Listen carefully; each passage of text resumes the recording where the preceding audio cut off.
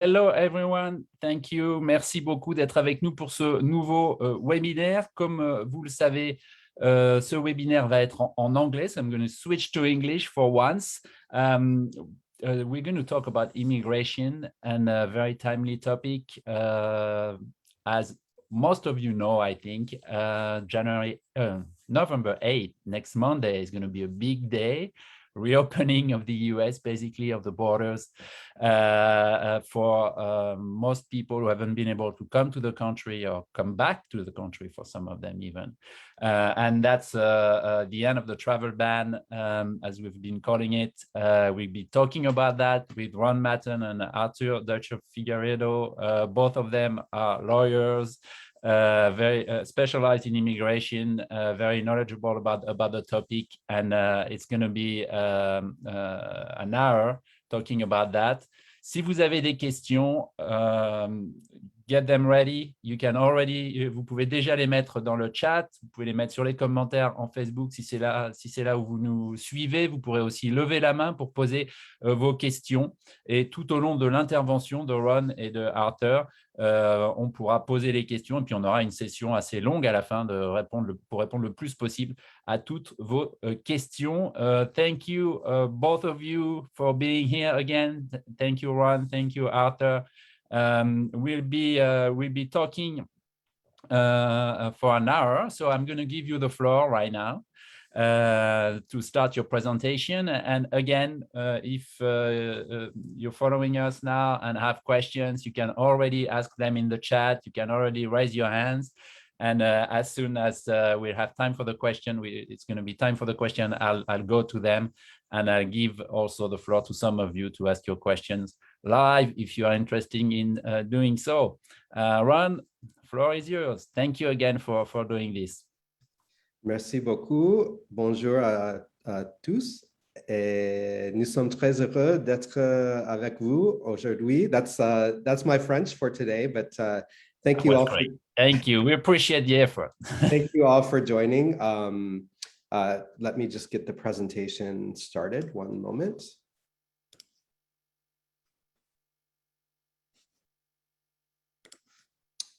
Okay. Is it presenting now? It's okay. Great. Well, welcome again, everyone. We're really happy to be here with you today. As Emmanuel mentioned, it's a very timely topic. When we arranged this webinar with French Morning many months ago, maybe I had the premonition that something was going to happen in November. We just passed through Halloween, so the ghosts somehow came to me ahead of time to tell me what was going to happen. We are going to spend most of the time talking about the travel bans, but we are going to talk about some other topics as well. Just very quickly about myself, and then Arthur will tell you a little bit about him. So I originally was an engineer and then decided to attend law school. I've been working as an immigration lawyer for over 20 years and focused primarily on corporate immigration, and over the past few years, especially focused on entrepreneurs and startup companies. And let me give Arthur a chance to introduce himself as well. And Ron, just if you can switch to the presentation mode rather than we see, yeah, you play the play mode or whatever it's called, so we can see just the main slide in your presentation. One moment, let me start again. How about now? Fantastic. Thank you so much. So Arthur, tell us a little bit about who you are. Yeah, well, thank you so much, Emmanuel, and everyone for being here. Extremely happy to share our thoughts here and have this conversation, super necessary conversation. And well, I'm originally from Brazil. I went to law school there, and I practiced a couple of years media and entertainment law in Brazil. So I came to the US to attend a master's at UCLA, and after the master's, that's how I met Ron, and we joined forces and start working for creatives and startup companies. And so we've been working together for some time now, and that's basically it. So Ron, if you want to Great. So as I said, we will definitely talk about the travel bans, but first we're going to give some quick updates on the most common work visas. I know there's some questions that I've even gotten from some of the audience ahead of time, as well as the latest updates on family sponsorship for US immigration. And then, as I said, most of the presentation will be about traveling to the US, the consulates, etc. So one of my favorite French actors that I like to include in all my presentations, just to represent that there are many different ways to come to the United States to work. The topic that might seem far away right now, but is actually very timely to start thinking about, are people thinking about the H-1B visa.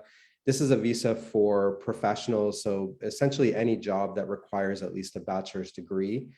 And starting a couple of years ago, there's a lottery that happens before you submit the application. So employers can find out ahead of time whether they were selected, and then they submit the application. Now is really the time to start planning. If we have any people that are representing companies, I suggest that you start thinking about this pretty soon. For people who maybe are in the United States studying, or even abroad who are thinking about the H-1B, the best advice that I can give you is try to get as many job offers as you can obtain under this lottery system. You can have multiple entries in the lottery so long as each entry is from a different employer. Of course, if you're selected by more than one company, that's great. But even if you only get one job offer, you do need to make sure that that company is willing to both sponsor you, and also that there's a job available that has a high chance of being approved. Just being selected in the lottery does not mean that your H-1B is going to be approved. You still have to demonstrate that the job qualifies under the various criteria. So a couple of things that you can do ahead of time if you are a student or if you've recently graduated is make sure that you have transcripts from your university. Don't wait till the last minute to request those, especially if you've attended a university outside the United States. I know sometimes those can take a little bit of time to obtain. Make sure that your passport is renewed. This would apply, I think, to everybody attending the webinar. I know in the United States, there's quite a backlog to get passports renewed. I believe that that same type of delay exists in a lot of countries. So make sure that your passport is renewed. And then finally, if you have studied outside the United States, it's not a bad idea to go ahead and have your credentials evaluated so that we know what the US equivalent is. So Arthur, why don't you talk about the next category? Yeah. So for the L1s, basically the L1s are what we call intra-company transfer. The purpose of this visa is to allow companies to transfer key managers, executives, and specialists from abroad to the United States. And fundamentally, this category is about ensuring the companies, the US companies, they have the right people to help grow the commerce in the US. This is a category that is, there's a possibility for the green card path for the permanent residency, which is called the EB1C. So if you have the L1, it's a good way to transition to permanent residency with that category that we call EB1C. Well, during the recent years, we've been having high rates of requests for evidences from the government. So it has become more difficult to obtain this visa. But lately, we've been having high rates of approval without any art fees, because based on a lot of years of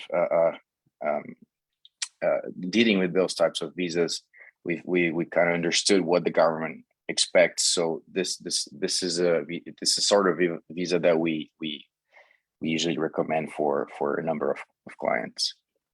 So Ron, if you want to take E2. Yeah, so just in case people don't know, what is an RFE? Right, it's a request for evidence. So basically, when you submit your petition, sometimes the government wants to see more information, more evidence that you meet the criteria for your visa. So they request for evidence. That's what we probably throughout the presentation can refer to as RFE. Okay, right. And I will say, if you're not familiar with US immigration, which I think probably most of the audience is, but unlike a lot of other countries in the United States, just because it looks like you meet the criteria does not guarantee you'll be approved. So it is important that you ask your service provider what the chances of success are. They may not be able to give you an exact percentage, but as Arthur mentioned, one question you can ask is, how are they anticipating requests for evidence? Are they including the evidence up front to try to prevent an RFE? So that would apply to all categories, not just the L1. All right, so the E2. So this is the first point of the presentation where I'm going to tell you that things are really awful. So thanks to a lot of things that have happened even before COVID, but especially because of COVID, the US consulates have slowed down significantly. And the E2 visa is one of the only categories where you essentially have to apply at the US consulate. So for the audience members who are French, that means that you apply in Paris. Paris right now, I think you need to plan on an E2 taking approximately 9 to 12 months from when you submit the application. If you are Belgian, congratulations, because it's only taking about 3 months. So if you're from a different, because the E2 visa is based on nationality and the United States having a treaty with that country, it is important to keep that in mind. I think for French nationals right now, some of the other visas are probably going to be a better option for you. Okay, so Arthur, tell us about the O1. Right. So O1, it's a very exciting topic. It's the visa for those who stand out in their professions, what we call the high achievers. A lot of people think they're not there yet for this type of visa, but we've been seeing in our practice that we do tons of those. And there's very specific way to tailor your achievements also to tell your story and make sure you get this O1 approved. Mainly, we have two categories, O1A and O1B. O1A for science, business, and education. O1B for arts, motion picture, television, and athletics.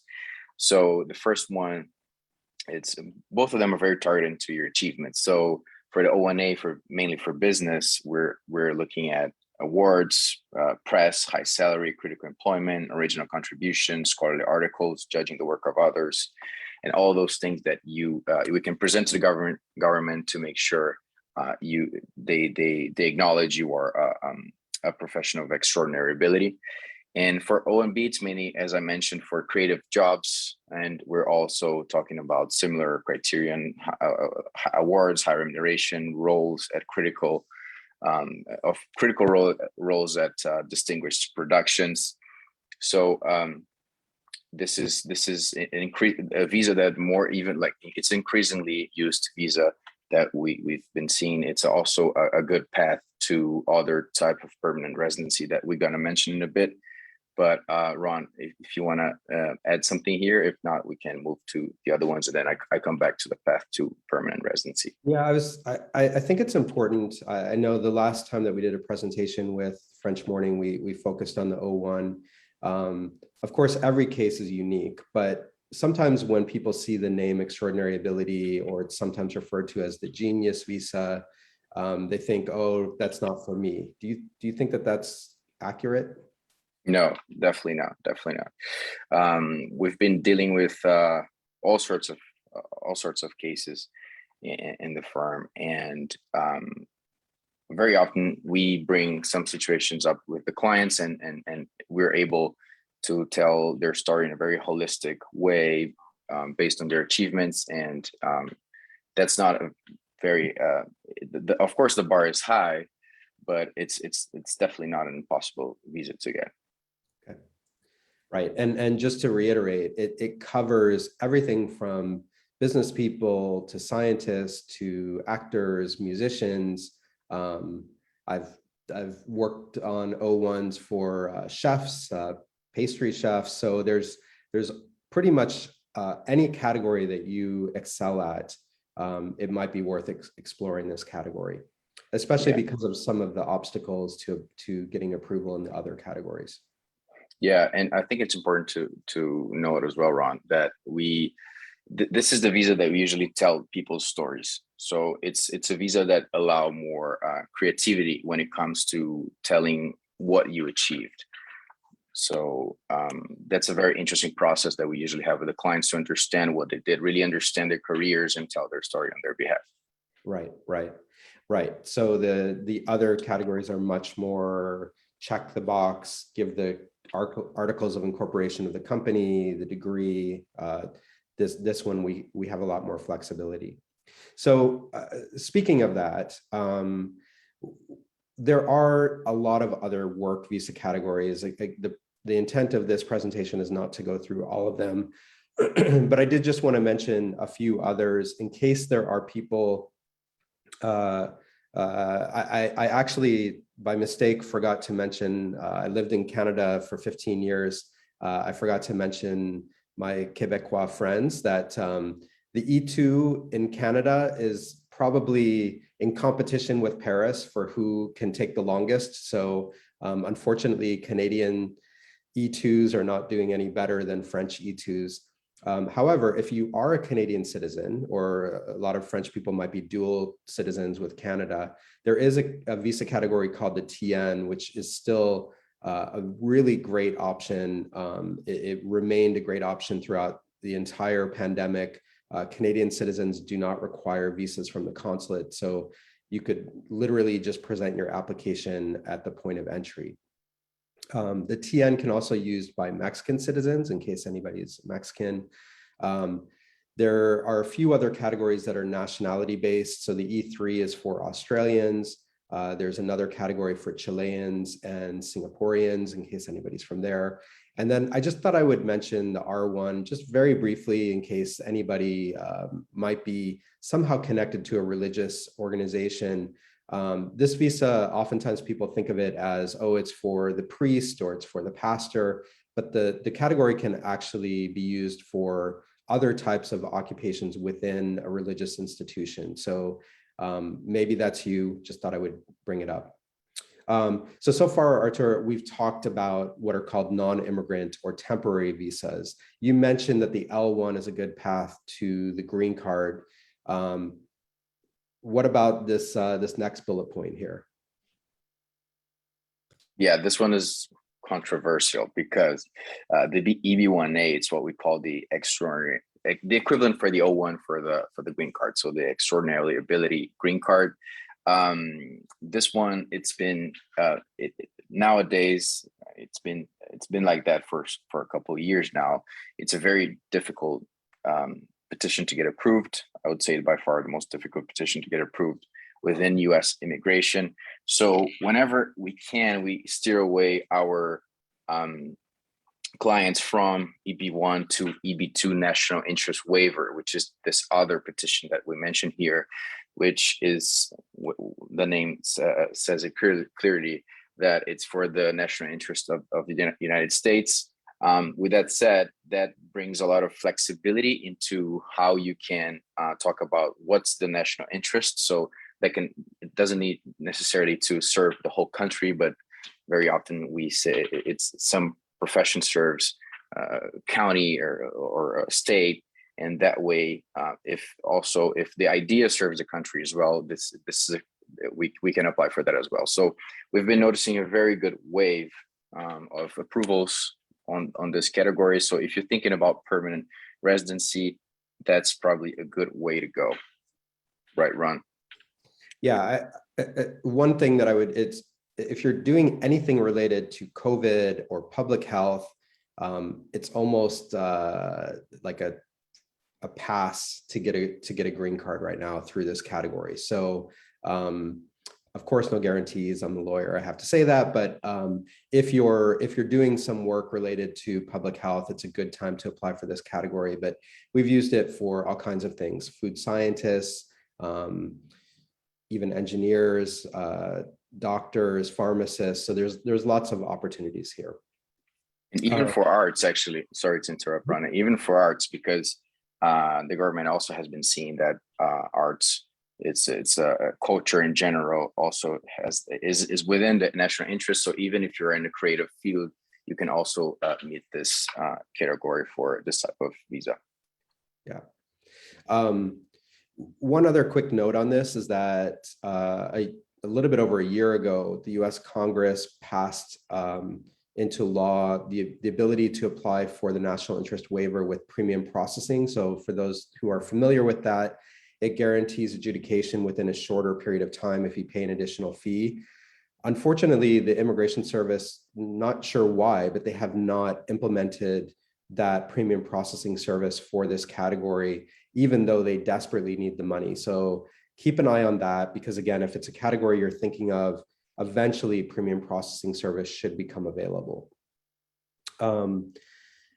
Just a quick note for people who are studying or sort of an alternative to recent graduates or people in university, the J1. For people who are in the US on a student visa, or maybe who are planning to study in the US on a student visa, there is, and Arthur, I realize you're supposed to be the one talking about this, so I'll just continue, but there are, usually you cannot work while you're in school, but some programs allow what's called CPT, curricular practical training. So if that's of interest to you, make sure to check that with the university. Otherwise, once you've obtained the degree, you'll normally be eligible for 1 year of OPT, optional practical training, which is essentially an open work permit to work in the area of your study. If you have a degree in a STEM field, then you can extend that for an additional 2 years. So that gives you a total of 3 years. One thing that I've seen a lot from our French clients is that they like to use this J1 visa, which is an exchange visa category. It can be helpful, but just note that it often leads to difficulties later on if you want to change from the J1 to a different visa category, or even to apply for a green card. So make sure to check that out before you rush into the J1. And then finally, Arthur, tell us, why did we put litigation on this slide? What's that about? Right. So this has been a very hot topic during the last years, especially for the last administration. And we've been seeing a very high percentage of denials on immigration cases. So litigating on federal court has been a very effective resource that we've been finding for our clients. So whenever you have unlawful denial from the immigration center, you have the option to litigate, to sue the federal government in federal court to have the case reopened and approved. So Ron, why don't you tell us a bit about some of the cases we had, or your experience on that? Because it's been very effective lately. Yeah, there's actually fairly well-known recent case that just came through related to the H-1B visa category. And the company is called Matten, actually has some French origins. And that lawsuit was actually a class action lawsuit. So it wasn't just an individual lawsuit, but there was a denied H-1B related to a market research analyst position. And essentially the settlement that was just reached, I think last week, says that the government was unlawfully denying those cases. So if you are studying some sort of market research, be aware that the government will be more favorable going forward. So if you've heard of denials in the past, that's a really great example of where litigation helped get the government to change their practice, where they were applying the law incorrectly. There are, I don't want to make it sound like any market research analyst can be approved. You do still need to show that the job itself requires some specific training, but that's one good example. I think before we move to the next topic, Emmanuel, are there any questions that have come up? Absolutely, and I think it's a good time to, I know you're going to be talking about a bit later, but there is one when you were talking about the E2 visa. Romuald, for example, is asking, so I'm a French national, currently Spanish resident. Can I do the interview in the embassy in Madrid for the E2 visa?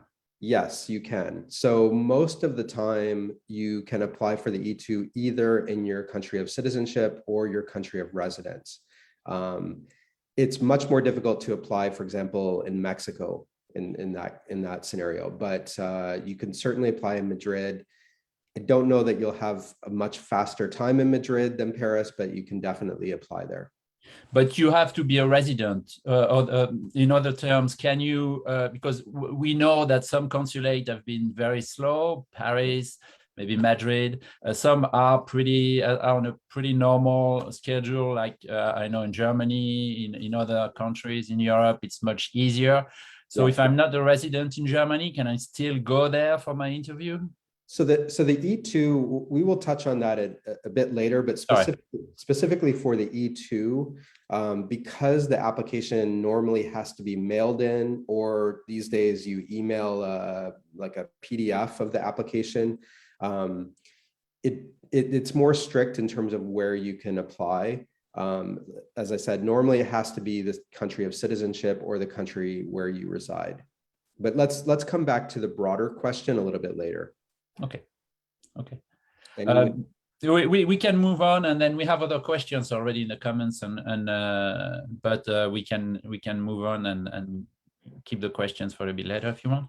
Yeah, we'll be getting to that topic pretty soon.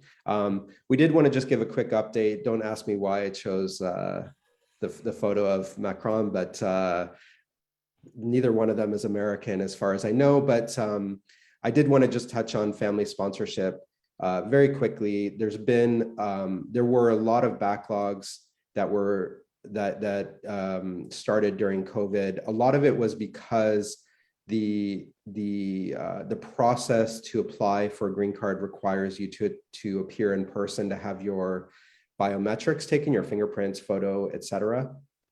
And for several months, those centers were all closed, and so quite a large backlog developed. Even when they reopened, initially they had limited their scheduling capacity. They seem to be catching up on those backlogs, but it still does take quite some time. A couple of points. One is that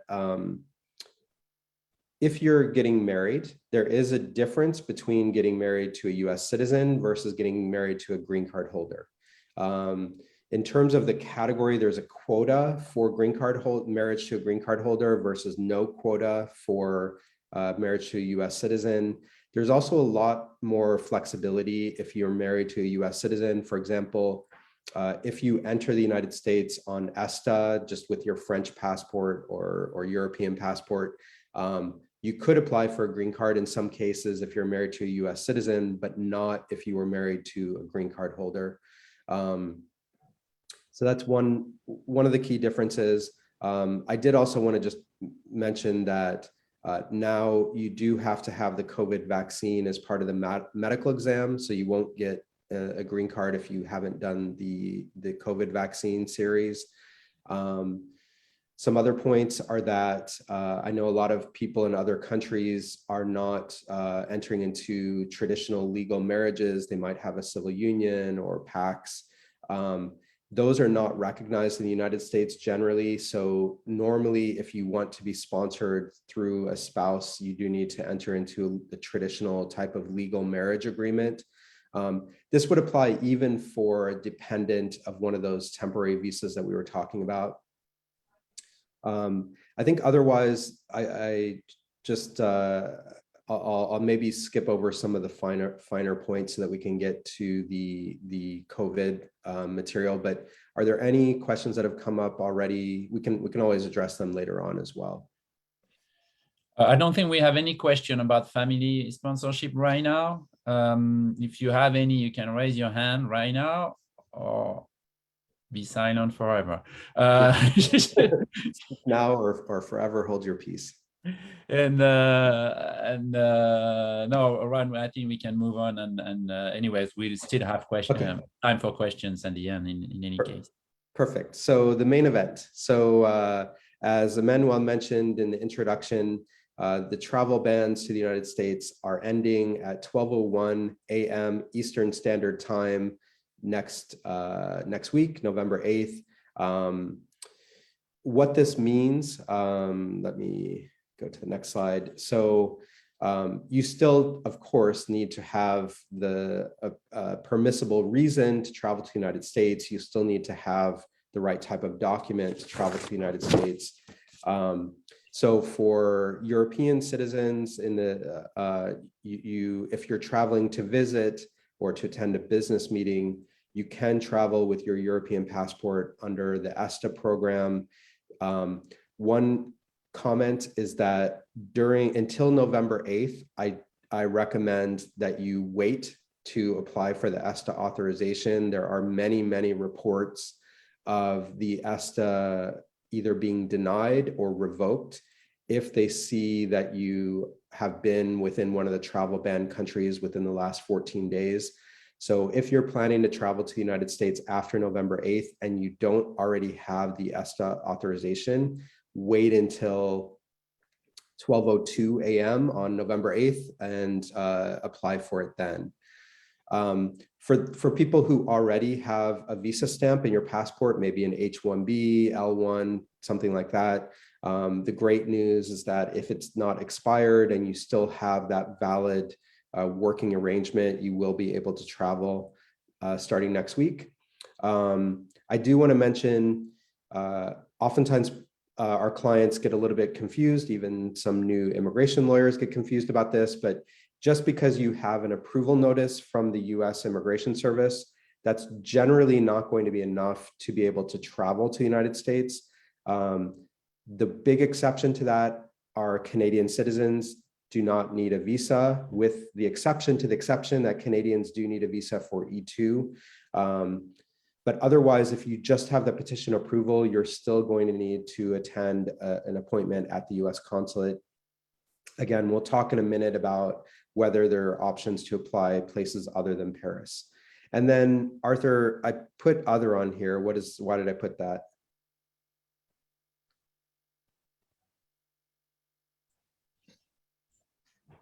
So should we move forward to the testing and vaccine requirements, or do you want to? Oh, I was just saying that there are very limited circumstances where you might be admitted, even if you don't have a valid visa.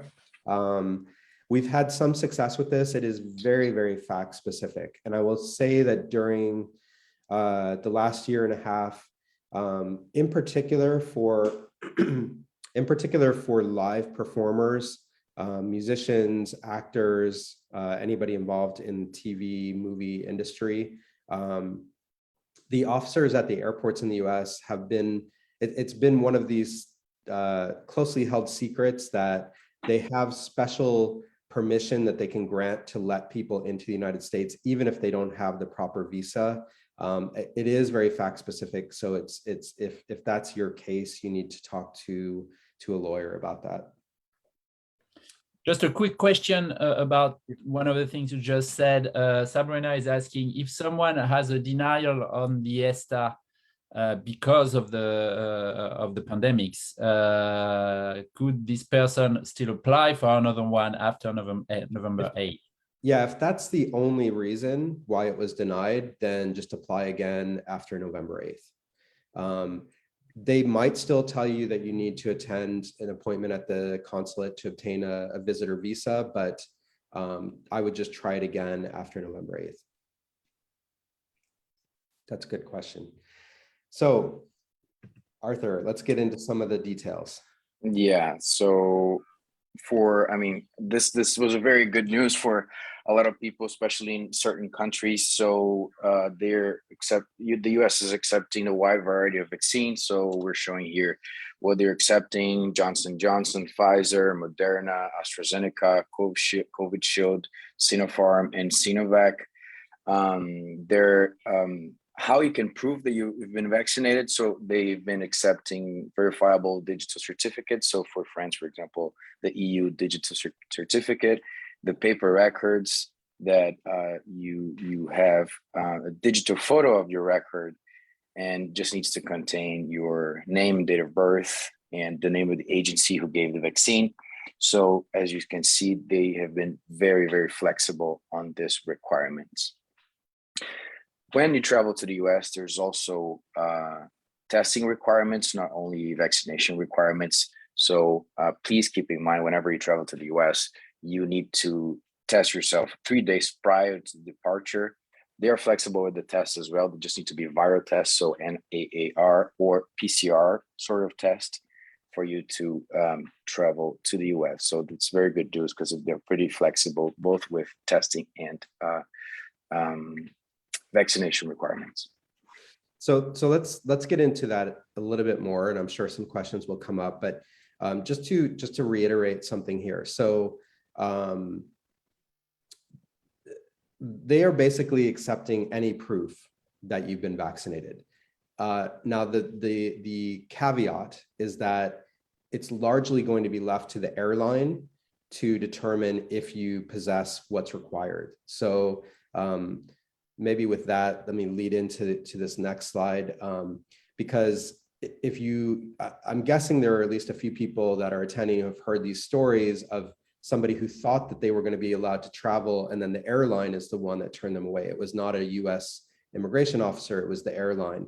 And this is because the way that the agreements work with the airlines, they would be responsible to return you to where you came from if you're not admitted. And so unfortunately, what we've been seeing over the last year and a half is that some of the airlines have actually been stronger gatekeepers than what's required by the rules. Hopefully, with these new requirements being very flexible, we won't be seeing those sorts of issues. But there are some things that you should make sure of.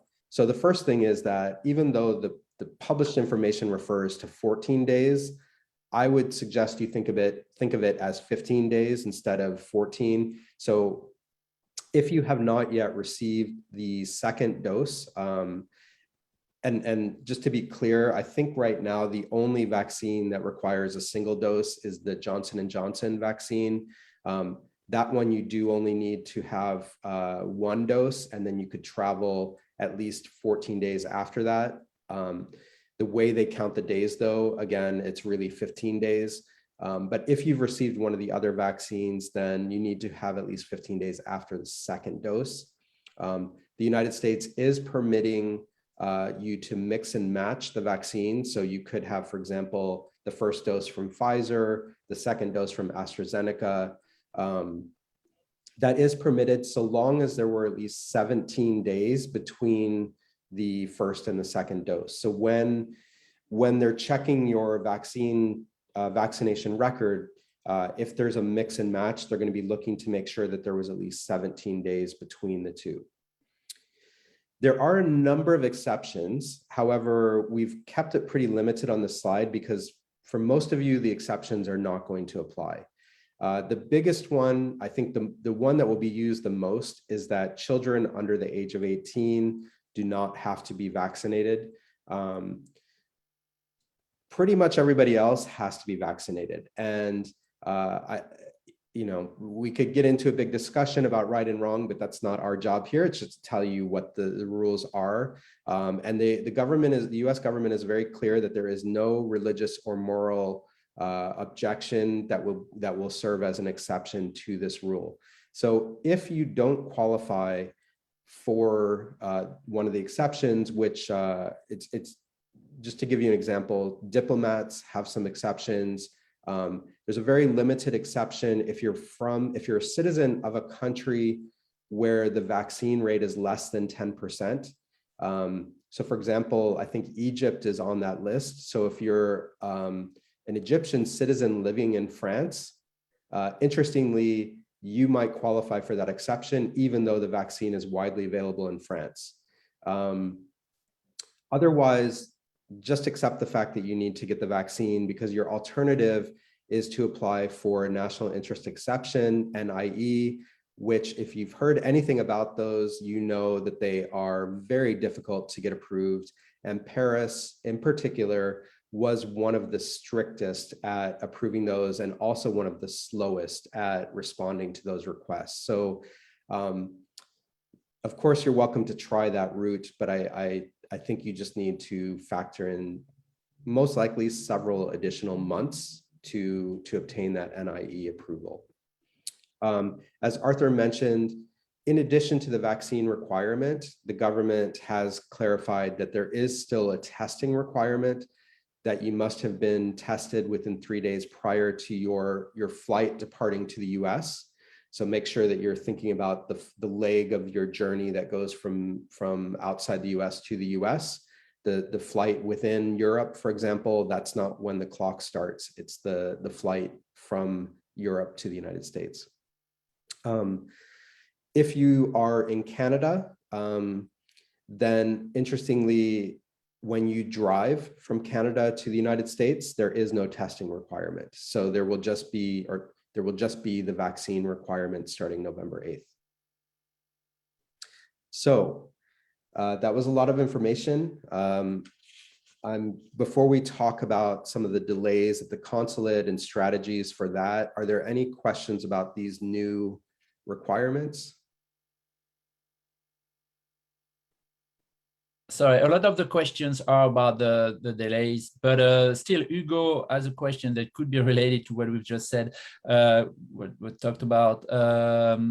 My E2 visa was refused because of the travel restriction.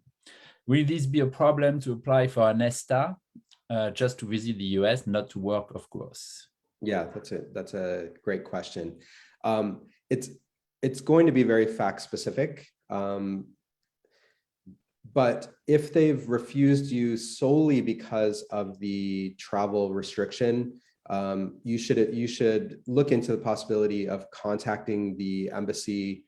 They might want some updated information, but potentially they would process your visa without you having, if you attended an interview already, there's a possibility that they would review your application again without you having to attend. I think the question was about the ESTA.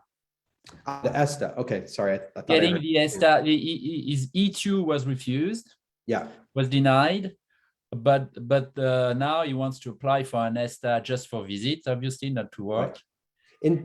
In general, when you apply for the ESTA, one of the questions asks you if you've ever been refused a visa. So read the question very carefully.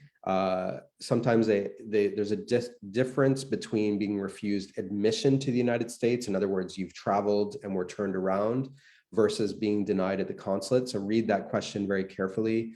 But you can certainly apply. Again, I would wait until November 8th. Chances are, if you've been refused a visa by the consulate, they're going to require you to attend even for a visitor visa. But there's no harm in trying. Okay. Perfect. Let's move on to the... Okay, so I may just disappear in this part of the presentation because there's very little bad news, but very little good news, I should say, because now that the travel, what we saw, and it sounds like some people here have seen this as well, is that the US consulates issuing the visas during the pandemic were effectively using the travel restriction as a justification to deny the visa. And as a result, there is now a very large backlog of people waiting to either apply for the first time or those people wanting to apply a second time.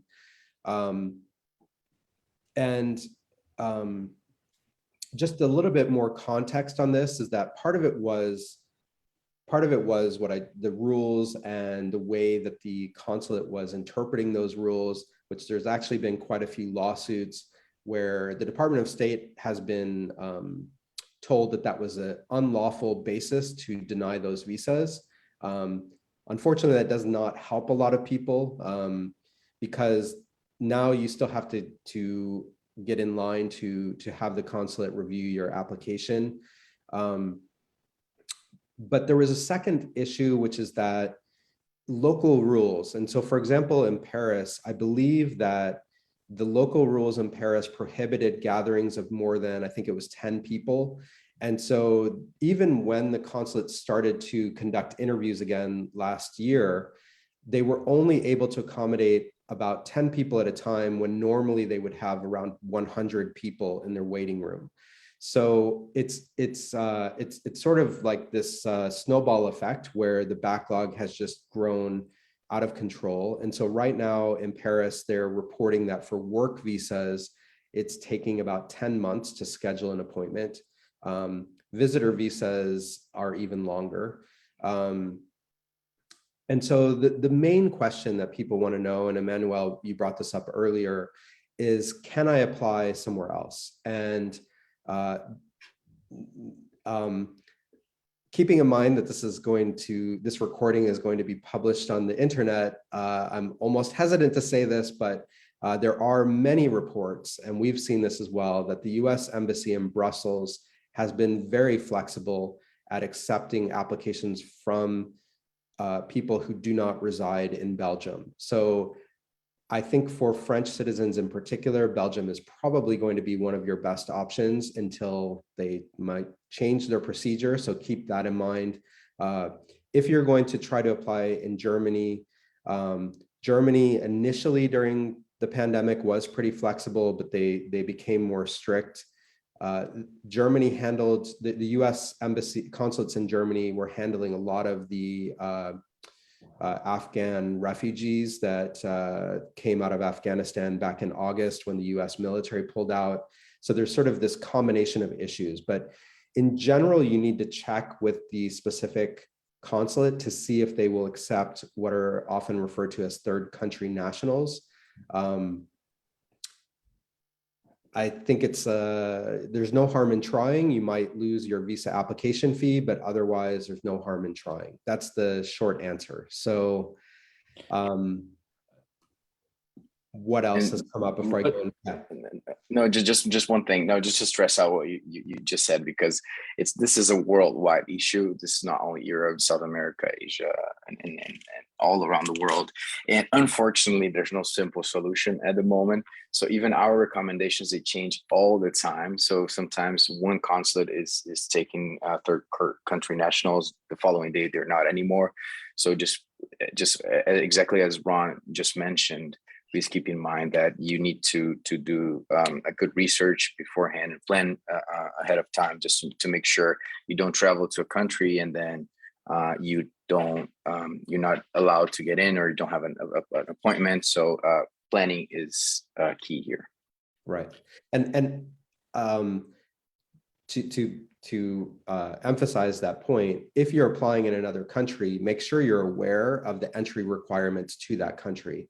We're not experts in immigration of other countries, so I can't comment, but I do know, at least for a period of time, it might even still be the case where even within Europe, you can't just automatically go from France to Belgium or France to Germany. So make sure that you're staying on top of those rules. The other point that I'll just say one more time is that for a while, we knew that people were having some success applying for visas in the Bahamas, in other Caribbean, US consulate posts in the Caribbean. And it's one of those situations where as soon as the consulate recognizes that a lot of people are going there, they will very quickly adapt their rules because they don't want to become overwhelmed themselves. They want to make sure that they are first and foremost serving the residents of their local district. So again, whatever we tell you today could change tomorrow. If you are able to schedule an appointment, let's say in Brussels, I would say pick the soonest one you can possibly find, just to try to get ahead of the rush. There is a question related to that, just more specific, maybe. You might have answered it just now, but I have a J2 visa with a valid DS 2019, but with an expired stamp in my passport. Where would you recommend to go to get a visa renewal? I know that processing times in US consulate are huge. Some people are going to US consulates in third countries, example Dominican Republic. What would you recommend? So just to make sure that I understood it right. So the person has a J2 visa, their DS 2019 is not expired, and I assume they want to get a new visa stamp so that they can travel. Do we know, is the person in the United States right now, or are they outside? Do we know that? My guess is that she is in the US, but I'm not. Yeah. So if you want to precise that in the comments, but yeah, looks like it. So, okay, I do have some good news. So students, not J visas, but F1 visas, and then some of the J1 visas are actually being prioritized. And I'm trying to remember, Arthur, when we looked this up yesterday, I can't remember if it was Paris or Brussels that was reporting only a 3-day wait time to get an appointment. So most of what we've been talking about has been related to other visa categories, but you should check, because the F1 and J1 visas, most of the J1 visas anyway, are getting some priority. So in terms of applying in another country, the same would apply, where if you want to try to apply in the Dominican Republic, I would suggest that you first check the website, see if they have anything specific about people applying for visas who are not residing there. You can even email them. You might not get the answer you want, so you might not want to email them. You might want to just show up and take your chances. However, just know that if you do that, if you just show up and take your chances and they don't approve your visa, you might have to return to your home country from the Dominican Republic without passing through the United States. So just be careful of that. It's a very fact-specific situation, so you might want to actually talk to someone about that. And just to continue on the J2 visa, which, as you said, a lot of people are interested in or using. Could you elaborate on the automatic visa revalidation process, which apparently is a process that for people whose visa have expired in the US, but they still have a US visa, so including individual in J status, to re-enter the US with an expired US visa stamp in their valid passport after visiting Canada, Mexico, or an adjacent island for less than 30 days. What is the risk of not being allowed to re-enter the US after a short trip to Mexico or Canada? Okay, first of all, send me your resume because I want to hire you. So automatic visa revalidation is one of these rules that I think if you talk to 10 immigration lawyers, every one of us is going to tell you we have to look up the rule to verify it, because it's the same way that whoever asked this question has some nervousness about relying on it. The challenge is that you're relying very heavily on an individual Customs and Border Protection officer when you return to the United States to know that rule. And I would say most of the time they're not going to know that rule. And so we just had a client over this past weekend who did exactly what you're saying. They actually had an approved, you can even use this automatic visa revalidation for a different category. So the rule works. It's just that you probably need to have someone prepare a little memo, or if you've done your research like this person, have the regulation actually printed out so that when you arrive to the officer, you can say, here's the rule. I think once they see the rule, they're probably still going to refer you to the secondary inspection so that the supervisor can make sure that you actually qualify.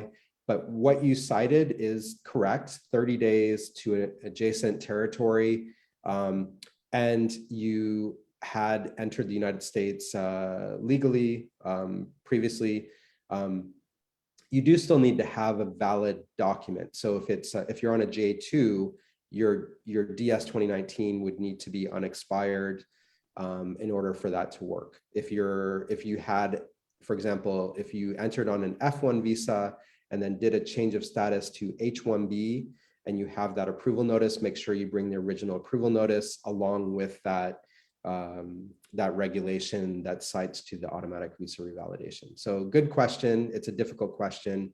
I think you will most likely be readmitted, but expect there to be a delay, to get a lot of questions. Just know that up front, be patient. And just know that those officers are primarily focused on protecting the country from dangerous people. And so sometimes when they get these type of scenarios, they can get a little bit irritated or frustrated just because they're not used to it. But otherwise, if you're patient, you'll eventually be admitted back in. Right, what good. else? Louise is asking, I have an appointment in the US Embassy in Paris in December for an H1. And she said she found on the web page an announcement from July 2021, which hasn't been updated, saying that you need to live in France to get your visa and be in the country for at least 10 days before coming to your appointment. Is it still true? Okay. And she lived in New York.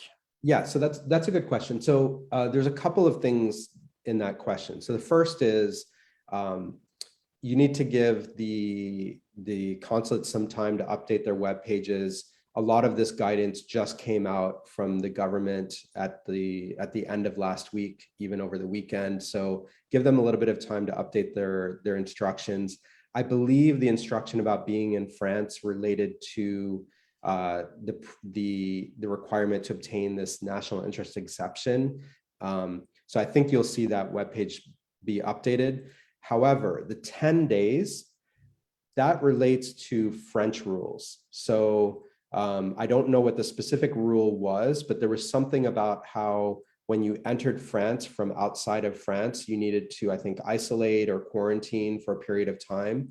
So just stay up to date on both the US rules as well as the rules for France. Because if there is some sort of isolation requirement after you've entered France, the US consulate is not going to let you enter the consulate until you've complied with those local rules. So hopefully that answered the question. And Ron, just to complete something here, because I've been finding very helpful sometimes to call the consulate as well.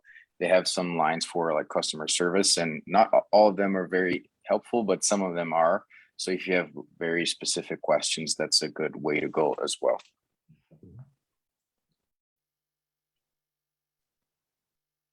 What else, Emmanuel? Okay. Yes, Sabrina is asking about expedited appointments. She already has a date for an interview. What are the odds to get an expedited appointment before May or June 2022? Yeah. I guess it's in Paris. Yeah, great question. So that is probably going to be the only way that you obtain an appointment in the next couple of months, if you don't already have one scheduled, is to qualify for an expedite. There's not a lot of very concrete guidance on what qualifies for an expedite, but generally speaking, there needs to be some sort of humanitarian reason or a very strong business case. Now, when I say business case, what you have to keep in mind is that you're probably going to be competing with dozens or maybe even hundreds of other expedite requests. So you may think that your job in the United States, which maybe is going to create 10 jobs in the United States, is very important to the economy, but you might be competing with the CEO of Peugeot, who's trying to create 1,000 jobs. And that person is probably going to get the expedite request rather than you. So the stronger that you can make that request, the better. I realize that they give you very limited number of characters often to make that request, but keep it to the point and be as clear as possible of what the impact is going to be. I would go back and look at the requirements for the NIEs where they talk about critical infrastructure. And even though that's not part of the expedite criteria explicitly, I would refer to that because I think that's going to help your case as well. If you can talk about public health benefits, security, energy. Energy in particular seems to be one that they're very favorable to, people working in the oil and gas industry. As I mentioned earlier, entertainment is also one that they will generally be favorable to if you can prove that the production will not be able to proceed without you being physically in the United States. We still have, we're almost at the end, actually. We're going to try to take a couple of questions. We have many more, but we'll I'm going to just put this slide up. It has our contact information, exactly, as well as if you take a photo of that QR code, it takes you to our Calendly page if you want to book a consultation with us. Exactly. So if we haven't taken your question, and it's the case for too many people, unfortunately, we're sorry about that, but that's the time we had. But let's take Alfonsine's question. I heard you can have a quicker appointment for an E2 visa if you have American minor children. Is it true? I don't know. Although it seems reasonable, if I know. Having a U.S. citizen child was one of the grounds for having an exception to the travel ban. My guess is that that's somehow related to wherever you heard about someone having a faster appointment. There's certainly no harm in mentioning that. I think for the E2 in particular, you have this more direct contact with the staff at the embassy compared to the other appointment process, which is very anonymous. So there's no harm in saying, I need to get this so that my American child can start the school year by January, or I mean, the time of year is a little bit off for that example, but no harm in trying that. Okay. Lucy is asking, my family was supposed to come visit us in the US this summer, but couldn't because of travel restrictions. If they want to come visit New York next summer, they are French citizens. When should they apply for the visas? They might not need visas, right? If it's right. Yeah. So first thing is that they probably will qualify for ESTA, which allows them to travel with their French passports and enter the United States for up to 90 days to visit, either for pleasure or for business meetings. Again, don't apply for ESTA until after November 8th. There's no harm in applying early, but otherwise wait until after November 8th. And we're going to finish with Theodore, which I think is interesting because it's a question that a lot of people have. A lot of people are kind of in limbo because of the visa, the former visa expired, and they haven't been able to get a new visa, a new appointment before the end. So that's his case. My E2 expired in December 20. I'm currently on I-94, expiring in March 2022. I don't have an appointment before that. What are my options then?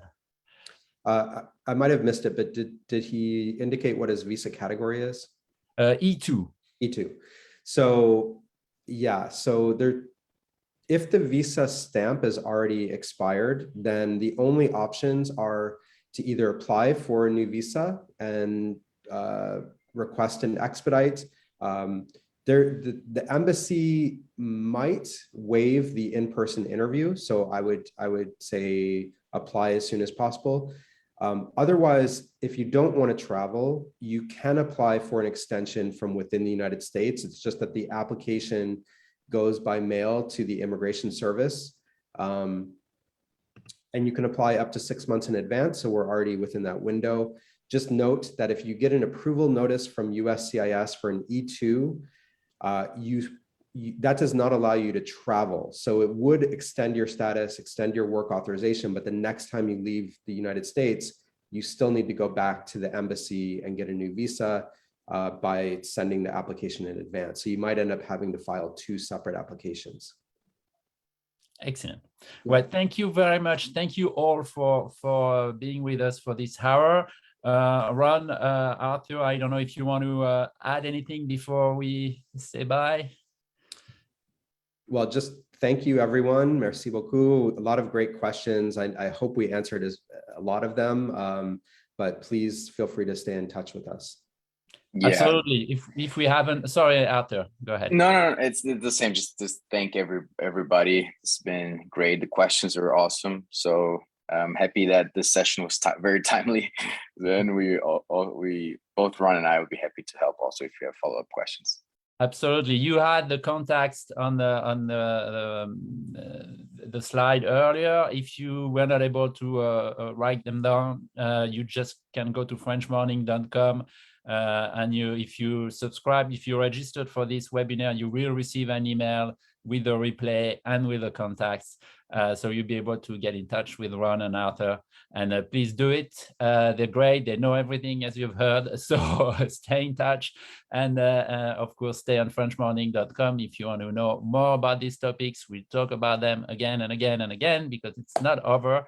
It's going to be here for a while. And thank you again, Ron. Thanks, Arthur. Thanks, everyone. We'll see you soon. Okay. Bye-bye. Bye. Thanks, everyone.